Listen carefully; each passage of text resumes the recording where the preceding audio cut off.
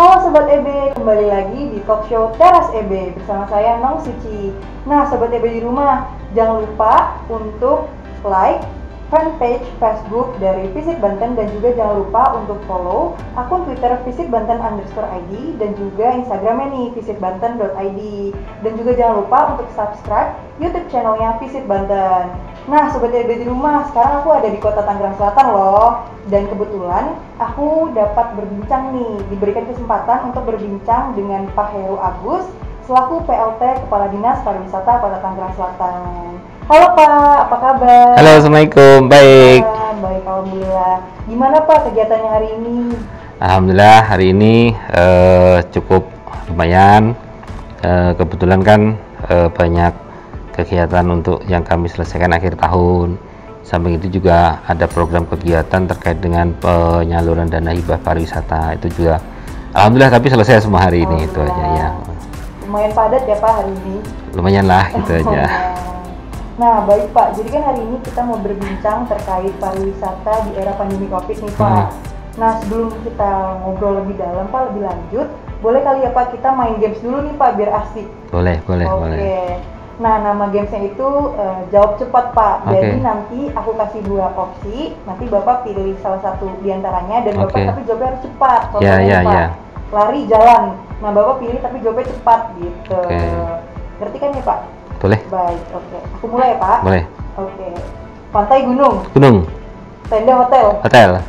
Backpack, suitcase? Suitcase. Minuman panas, minuman dingin? Dingin. Terencana, dadakan? Dadakan. Sendiri, rame-rame? Rame-rame. Oke, seru banget. Oke, kita bedah dulu kali ya Pak. Boleh. Tadi Bapak kan pilih gunung. Nah, kenapa tuh Pak nggak pilih pantai? Di gunung kita bisa dapat nyaman, kemudian tenang. Jadi saya berharap sih kalau bisa nyaman, tenang, orang ke Tangsel itu bisa nyaman dan tenang. Jadi betah dan mau balik lagi gitu ke Tangsel itu aja. Tapi udah pernah naik gunung apa gimana nih Pak? Sering dulu, sering. Favoritnya di mana tuh Pak? Saya ke Semeru. Oh, Semeru gitu. Lumayan tinggi ya Pak? Lumayan.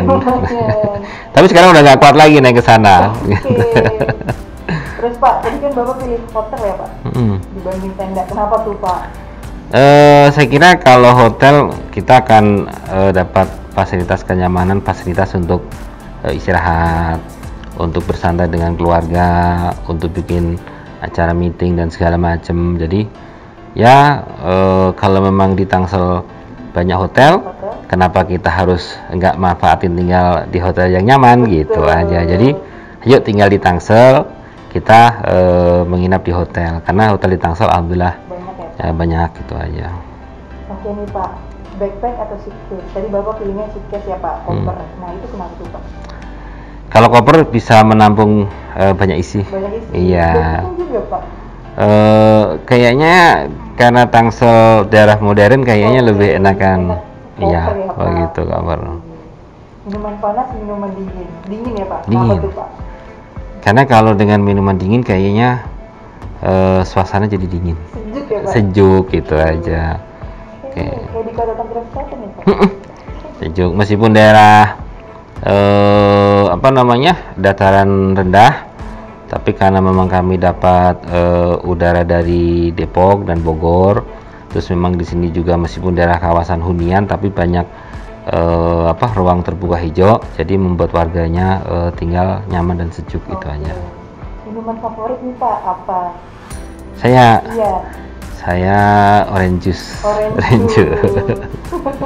Oke, tadi terencana atau dadakan? Dadakan ya Pak? Kenapa tuh Pak? Karena kami mencoba spontan. Jadi karena memang banyak kegiatan yang kami harus bisa menyesuaikan, apapun yang terjadi di lingkungan kita harus bisa cepat segera menyesuaikan. Jadi semua pakai rencana, tapi apapun yang terjadi kita harus bisa fleksibel dan menyesuaikan dengan kondisi yang ada. Itu aja. Terakhir nih Pak, sendiri atau rame-rame? Tadi pilih rame-rame. Rame-rame. Iya, kenapa tuh Pak? Karena kalau di wisata sendiri kayak sepi gitu loh. Jadi kalau rame-rame kan seru ya Pak? Seru gitu kan, banyak temen, banyak family, banyak koneksi, relasi dan segala macam. Jadi kita pengen Tangsel itu selalu rame. Itu aja. Nah Pak, tadi kan kita udah main games nih, seru banget. Terus sekarang boleh kali ya Pak kita ngobrol lebih dalam terkait pariwisata di era pandemi. Tapi sebelum itu Pak, aku pengen nanya nih Pak, kegiatan Pak Heru sendiri di era pandemi itu gimana Pak? Apakah udah kembali normal atau masih terbatas Pak? Kalau kegiatan tentunya dengan masa pandemi ini kita menyesuaikan dengan protokol kesehatan yang diberikan pemerintah. Semuanya kita dibatasi dengan ketentuan protokol kesehatan. Namun demikian, kita harus bisa bersahabat dengan COVID-19. Kita harus bisa nyaman dengan protokol kesehatan itu. Jadi meskipun terbatas, tapi semua kegiatan kita buat enjoy saja, itu aja. Iya. Berarti walaupun cukup terdampak dengan COVID, tetap enjoy ya Pak? Ya, sangat sekali terdampak. Tapi ya kita harus enjoy, karena kalau kita nggak enjoy, imun kita turun, terus kemudian pekerjaan kita juga terganggu, usaha kita terganggu. Yang penting kita tetap jaga protokol kesehatan. Insya Allah dengan menjaga jarak, mencuci tangan, ya kan, kemudian memakai masker, kegiatan perekonomian di Tangsel akan bisa tumbuh dan masyarakat bisa beraktivitas secara normal di dalam batasan protokol kesehatan. Itu aja. Amin Pak. Nah Pak, aku pengen tahu nih Pak, seperti yang kita tahu kan Pak, sekarang kan di era pandemi Pak. Nah menurut Bapak, seberapa besar sih Pak dampak COVID-19 terhadap sektor pariwisata khususnya di Kota Tangerang? Kita sangat merasakan sekali Mbak Suci. Kemarin kalau daerah lain mungkin dia bisa mengandalkan sektor alam dan segala macam. Tapi kami di Tangerang Selatan sektor pariwisata sangat mengandalkan dunia usaha, kemudian juga wisata-wisata buatan.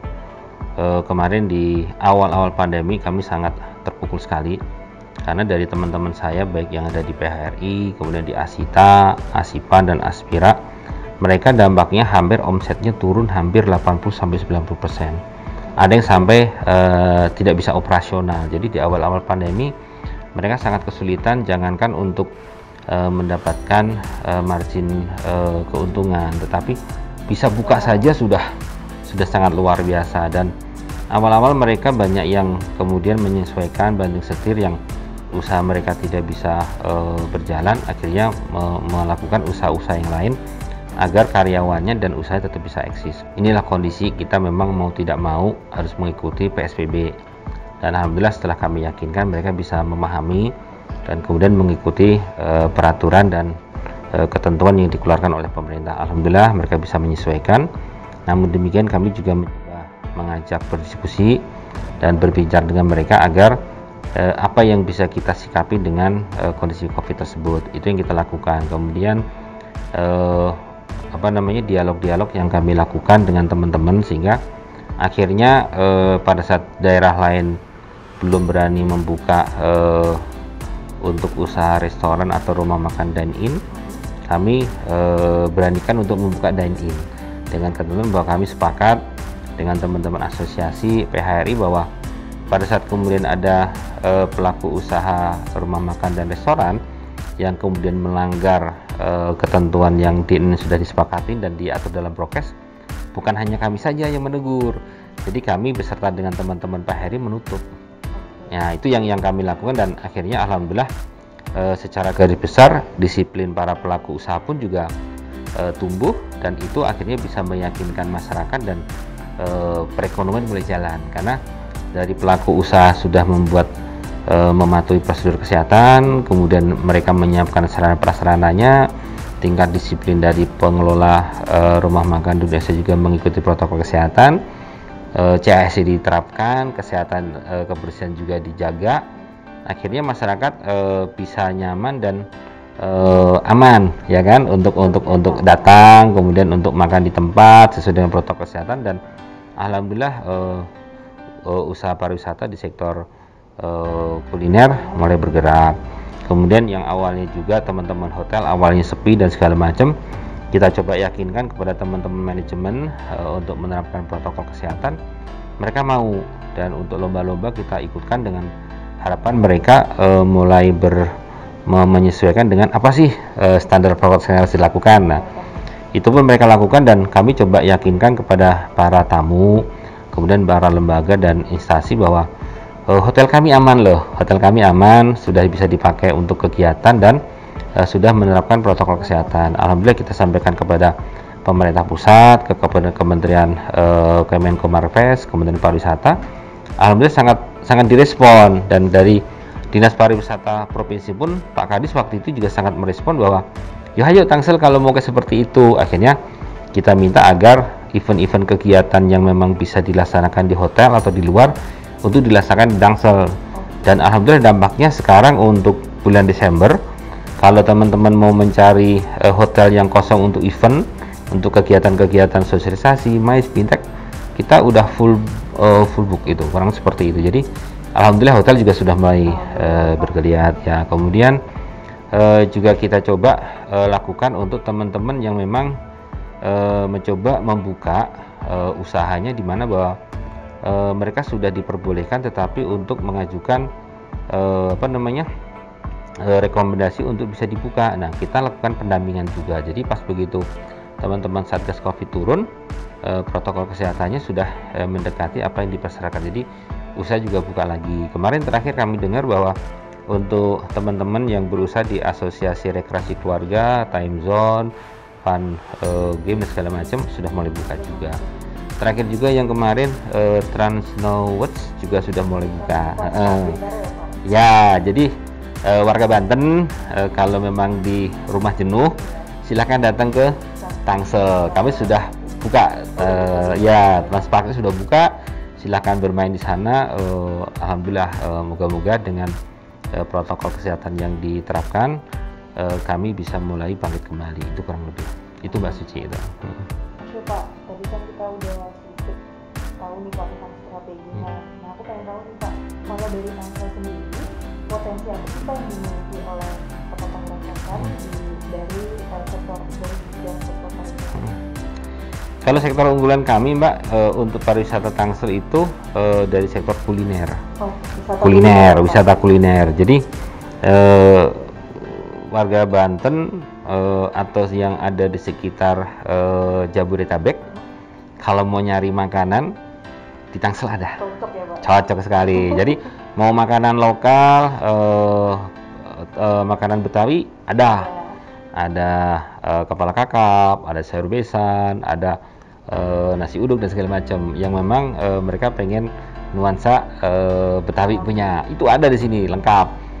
Dan ramai pengunjung gitu ya, ramai pengunjung. Nah, kemudian kalau pengen makanan Nusantara dari Aceh, kemudian Medan, Palembang, Lampung gitu kan, Kalimantan, Manado, sampai Ambon pun ada di sini. Bali ada. Jadi kayaknya kalau kita ke Tangsel mau nyari ayam taliwang, kayaknya di Tangsel tidak kalah dengan taliwang yang ada di Lombok dan di Bali. Jadi silakan datang ke Tangsel. Mau makanan Western banyak juga di sini. Jadi lengkap. Mau Korea ada gitu. Jadi mau apa aja ada di kita. Jadi mau barbecue kan ada, mau yang ala tradisional Sunda ada, banyak di Tangsel. Jadi warga Banten yang mau berburu kuliner, silahkan rasakan sensasi kuliner di Tangsel, banyak sekali. Kita tunggu gitu kan. Jadi lapar nih Pak ngomongin. Iya gitu. Oh iya Pak, tadi kan kita udah ngomongin potensi yang dimiliki. Nah, kalau dari Kota Tangerang Selatan sendiri Pak, kalau misalkan kita mau pergi jalan nih Pak, ada nggak Pak rekomendasi dari Bapak, misalkan paket visitor gitu, rekomendasi destinasinya itu apa aja sih Pak kalau di Kota Tangsel? Banyak di sini. Saya sebagai Tangsel sebagai kota yang berbatasan dengan ibu kota, terus masyarakatnya juga yang memang banyak masyarakat urban. Kalau mau jalan-jalan, kalau pengen belanja, kalau dulu mah orang ke Jakarta gitu kan, ke Jakarta kemana, di Tangsel banyak, sudah banyak wisata belanja. Ada Living Boat, ada Bintaro Exchange, kemudian kan ada beberapa mall-mall yang lain yang memang bisa dikunjungin. Tinggal niatnya apa, kalau pengen misalnya suasananya santai sambil makan sambil keluarga, silahkan datang di Living Boat, lengkap di sana. Jadi mall di kami punya karakter, tetapi sebagai tempat belanja kami siapkan kelengkapan yang lengkap itu bisa. Kemudian kalau mau jalan-jalan, tadi saya bilang kan mau cari kuliner, di semua lokasi ada di Tangsel. Itu paket-paketnya. Kemudian kalau memang mau ke tempat apa namanya Indowisata ada, bisa ke Puspitek itu ada, atau mungkin ya banyak di situ. Kemudian edukasi, terus mau main lagi misalnya pengen ke tempat-tempat yang refreshing keluarga kecil gitu ya, alam gitu, kita ada tandem teater, kemudian ada ciletreng, kemudian ada juga yang nggak kalah pentingnya ini bagi masyarakat Tangsel atau luar Tangsel yang ada di hiruk pikuk daerah perkotaan tapi pengen udara segar, kami banyak hutan kota. Ya, jadi suasana segar, oksigen bagus, jadi rekreasi di Tangsel bisa nyaman. Gitu. Silahkan kita tunggu, gitu aja. Taman Kota 1, Taman Kota 2, gitu kan ada. Oke Pak, tadi kan Bapak sempat singgung sedikit ya Pak terkait kalau misalkan emang Kota Tangerang Selatan berbatasan dengan Ibu Kota Jakarta. Nah, ada nggak sih Pak strategi untuk menarik orang-orang dari Ibu Kota untuk datang nih, untuk melipir ke Kota Tangerang Selatan? Untuk jangka pendek ini kami akan coba promo dalam bentuk pemasangan beberapa billboard ya di luar Tangsel, beberapa konten wisata dan pariwisata yang bisa dikunjungi. Jadi kami berharap orang begitu melihat billboard kami punya hashtag yaitu yuk ke Tangsel. Yuk ke Tangsel. Jadi ayo ke Tangsel, di kami banyak wisata dan kami di situ beserta dengan teman-teman pelaku industri pariwisata memberikan bahwa berkreasi bersama keluarga aman di Tangsel. Itu yang kami coba bangun brandnya kepada warga sekitar Tangsel agar bisa datang ke Tangsel dengan yuk kita datang ke Tangsel. Itu yang saya lakukan. Kemudian nanti kita juga lakukan beberapa pameran juga, beberapa kegiatan-kegiatan pelaku usaha yang coba akan kami lakukan pameran di mall sehingga nanti orang tahu, karena memang selain kita mencoba mengundang orang dari luar Tangsel, kami juga pengen mengajak masyarakat Tangsel untuk ayo di Tangsel saja, karena ada mau tinggal di hotel nggak usah jauh-jauh, lengkap di Tangsel ada, mau cari makanan ada, mau belanja ada, mau apa aja lah di Tangsel fasilitasnya cukup lengkap. Itu aja, itu strategi kami lakukan, termasuk kami sedang mencoba membangun ruang kreatif.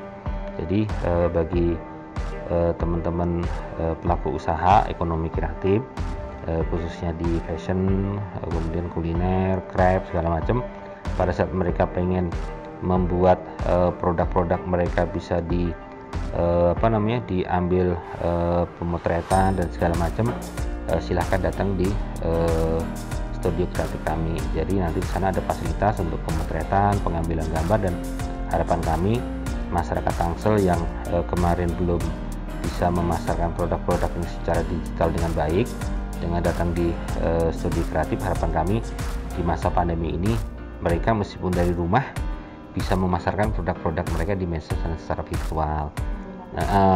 Dan yang terakhir, kami juga berencana akan melakukan fintech, pemasaran secara digital. Itu akan kami lakukan kepada teman-teman pelaku usaha dan ekonomi kreatif agar produk-produk mereka bisa dipasarkan secara digital. Itu Mbak strategi kami kurang lebih. Ekonomi kreatif di Tangsel juga keren banget ya Pak. Bagus-bagus sekali, banyak sekali. Pokoknya pelaku-pelaku ekonomi kreatif yang ada di nasional pun tinggal di Tangsel. Itu aja. Bangga, kita bangga jadi warga Tangsel dan bangga menjadi bagian daripada Provinsi Banten, itu aja. Nah, Sobat EB di rumah, seru banget kan kita tadi bincang-bincang sama Pak Heru terkait pariwisata di era pandemi COVID. Nah, pasti masih banyak lagi nih obrolan yang mau aku bahas dengan Pak Heru. Penasaran? Stay tune!